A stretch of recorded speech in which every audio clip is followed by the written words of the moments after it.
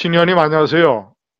오래간만입니다. 예, 예. 예, 신현님 그 한국 정치사에서 독특한 기록을 가지고 계신데요. 예, 대통령 그다음에 그러니까 정일권 국회의장 그리고 대통령 YS 김영삼 대통령 후보 그리고 김영삼 대통령 당 총재 예, 그리고 이회창 대통령 후보 그리고 이회창 또 대통령 후보의 명예총재 비서실장. 그래서 예. 비서실장만 5번을 역임하지 않으셨습니까? 그래서 제가 생각해도 정치를 한다면서 어떻게 5번씩 비서실장만 했는지 예, 의아스러울 때가 있어요. 그 예. 그 뭐 비서실장이 누구보다도 이제 그 저 음, 우파의 대통령 선거라는 것을 그 중심부에서 가까이서 지켜보셨는데요. 예, 음, 윤석열 후보가 국민의힘 상임 고문단과 오찬을 하면서 여러 가지 조언을 구할 때 예, 신현님이 소신껏 예, 이준석 대표의 이른바 가출 정치에 대해서 예, 그 아무리 못마땅하고 뭐 불편한 점이 있고 불쾌하다고 하더라도 예, 무조건 껴안아야 된다. 예, 현장에 후보가 가서라도 예, 이준석 대표가 묵고 있는 숙소에 가서라도 만나서 설득해서 껴안아야 된다라는 그런 주장을 하셨습니다. 예, 근데 현실적으로 많은 우파의 그 윤석열 후보 지지자들이 이준석 대표에 대해서 분노하고 예, 비난을 쏟아내고 그 중에서는 차제의 이준석 대표를 당대표에서 물러나게 해야 된다. 예, 이런 주장을 하는 사람들도 적지 않은데 예. 그 적극적인 포용론을 말씀하시는 배경이 무엇입니까? 제가 이, 저, 이 정상급 정치인들 비서실장을 하면서 느꼈던 것이 특히 그 대선 같은 큰 이슈에서는 한 표라도 표를 모으는 게 중요하지 자기 감정대로 선거를 끌고 가는 건 아주 불리하다는 걸 아주 뼈저리게 느꼈습니다. 그 김영삼 대통령 후보가 그때 삼당합당 해가지고 후보가 돼서 선거를 치르는데 가장 주력 부대는 민정계 출신이었다고요. 예, 노태우 예, 대통령 사나 민정계 출신들은 김영삼 후보의 활동에 아주 못마땅해 하고, 그래서 박태준 대표가 민정계를 대표하는 분이었는데 선거 막바지에 다 털어버리고 고향으로 내려갔어요. 예, 경상남도 저 기장으로 내려가서 자기 집에 직거를 했어요. 그러니까 그 막판 바쁜 와중에 김영삼 후보가 다 뿌리치고 아침 일찍 서울을 출발해서 경상도 기장까지 가서 박태준 저 대표 집을 찾아갔어요. 가니까 어디 다른 데로 나가고 안 계시더라고요. 그 집 마루에 앉아서 해가 거의 질 때까지 하루 종일 들어오시기를 기다리면서 거기서 시간을 보내다가 끝내 안 들어오시니까 다시 저녁에 서울로 올라왔어요. 그때 김영삼 후보가 절대적으로 유리하고 뭐저 당선 거의 확실시 될 때인데도 그 당내 민정계 분열을 막기 위해서 그 바쁜 제일 중요한 시기에 하루 종일을 기장에 가서 시간을 보내고 돌아왔다고요. 그 다음부터 민정계 측에서 YS 우리가 도와야겠다. 그래가지고 서서히 민정계 그 반 YS 정서가 녹았습니다. 그래서 자기 감정을 떠나서 대세를 위해서 어, 일을 해야 한다.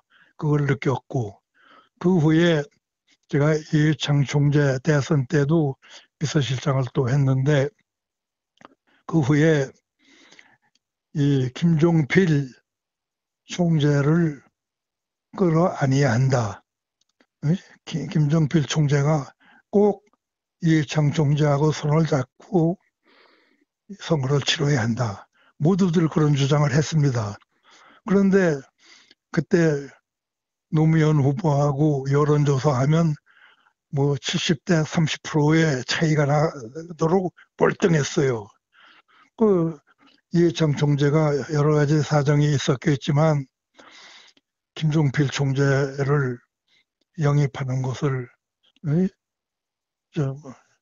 제대로 하질 않아서 결국 JP가 오질 않고 그 바람에 충청도의 많은 표들이 JP를 따라서 부동표가 됐고 결과적으로 한 30만 표 져서 이 총재가 아깝게도 낙선을 했어요.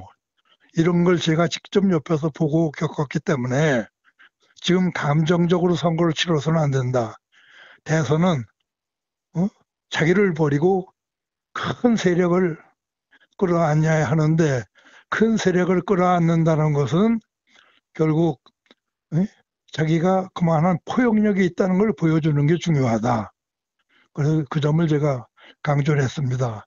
특히 윤석열 후보는 법 쪽에 그것도 검찰에만 있었기 때문에 성격이 강하고 뭐 단도직입적이고 직설적일 거다 이런 선입감이 있는데 바로 그 자기가 공천받은 당의 전 대표하고 현 대표가 등을 돌리고 협조를 안 할 때 그 사람들 협조 안 하는 사람들을 욕을 하면서도 또 한편으로는 대선 후보가 돼가지고 자기 당 대표하고도 등지는 그런 후보를 우리가 어떻게 대통령으로 모시겠느냐 이런 생각들을 하게 된다고요. 그런 걸 다 불식시키기 위해서는 당장 오늘이라도 가서 지방에 가 있다니까 지방에 찾아가서 오늘 밤 소주 한 잔 같이 하고 내일 아침 한 차로 올라오는 게 대세를 위해서라도 이건 좋은 일이다. 그러한 자세로 선거를 치러야 한다. 그런 말씀을 제가 드렸습니다. 만약에 그 윤석열 후보가 그런 정치를 보여주지 못하고 이 내분이 길어지면 좌파에서 이 내분 상태를 이용을 계속 할 것이고 그리고 이준석 대표가 다시 당무와 선대위로 복귀하고 이런 것들도 상당히 어려워지지 않겠습니까? 예, 그렇죠. 그러니까 이준석 대표가 주장하는 것이 예, 설사 윤석열 후보의 입장에서 봤을 때 좀 이해가 안 되고 뭐 짜증나는 부분이 있다 하더라도 예, 이준석 대표는 어쨌거나 47%의 득표율로 당선된 당 대표 아닙니까? 예, 지금 뭐 그렇다고 해서 이준석 당 대표를 물러나게 할 수도 없는 것이고 예, 본인이 사퇴를 하지 않는 한 엄연히 존재하는 당 대표인데 그 이준석 당 대표가 적당한 명분을 갖추고 선대위 상임 공동 선대위원장으로 다시 복귀하고 그 홍보 미디어 본부장 맡은 일을 할 수 있고 예.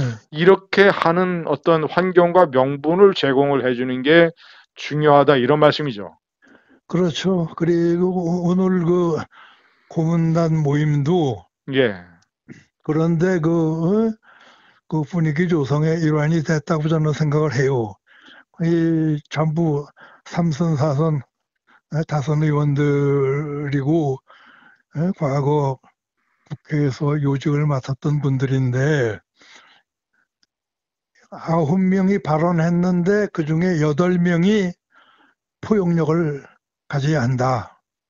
모두 그 김종인, 이준석 두 사람을 끌어안아야 한다. 그런 주장을 했어요. 예, 예, 예.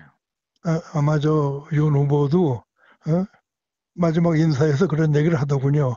오늘 선배님들의 좋은 말씀 잘 들었다. 그 뭐 어떻게 하겠다는 결정은 안 내렸지만 그 자세로 봐서 하여튼 포용력을 발휘하는데 주력하겠다 하는 그런 뜻으로 저희는 받아들였습니다. 예. 이준석 대표뿐만 아니라 김종인 위원장도 끌어들여야 된다라는 그런 의견이 다수였구만요. 김종인, 이준석 두 분을 예.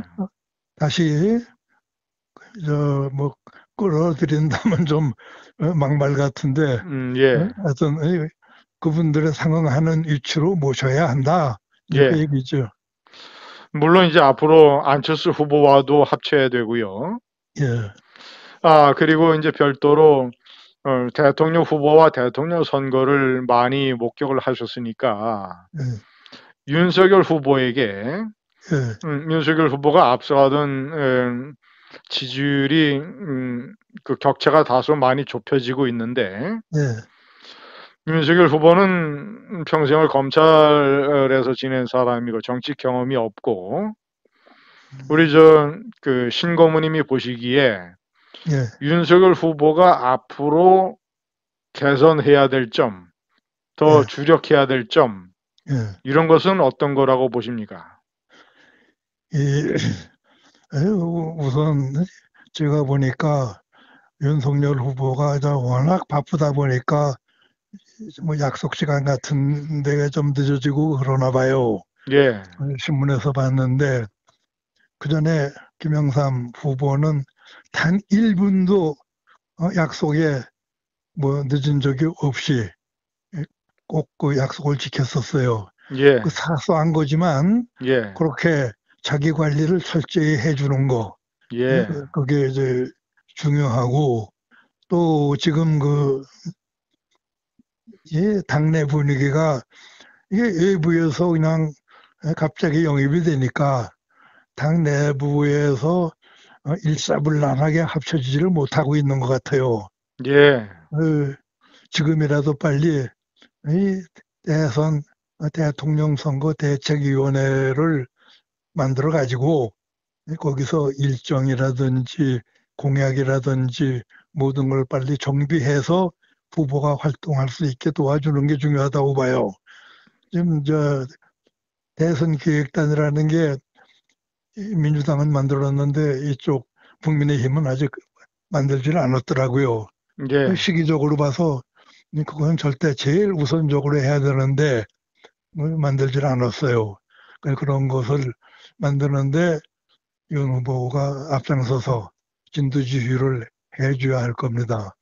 그리고 일단 같이 손잡은 사람들은 100% 믿고 모든 것을 그들에게 그냥 일임해서